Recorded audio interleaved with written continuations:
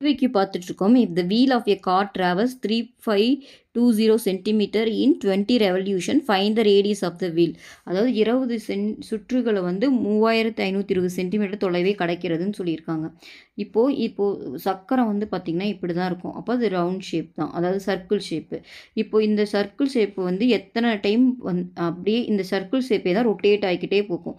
இப்போ 20 சுற்றுகள்னால் அதாவது n into இந்த சுற்றளவு 2πr அது சேர்க்கும்போது உங்களுக்கு எவ்வளோ கிடைக்குது? 3520, அதாவது 3520 சென்டிமீட்டர்னு சொல்லியிருக்காங்க.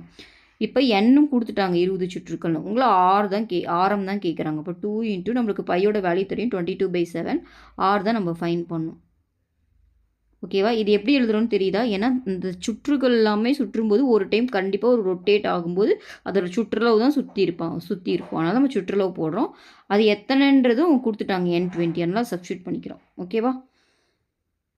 ஸோ இதில் வந்துட்டு நம்மளுக்கு ஆர் தான் வேணும். மீதியெல்லாம் ஒரு சைட் கொண்டு வந்துடலாம். 3520 இந்த 7 மேலே போயிடும். மீதியெல்லாம் கீழே வந்துடும். 20 × 2 × 22. ஓகேவா? இந்த 0 கேன்சல் பண்ணிடலாம். இந்த 2ஆல் கேன்சல் பண்ணிங்கன்னா 1 டைமு, 7 டைமு, 6 டைம்.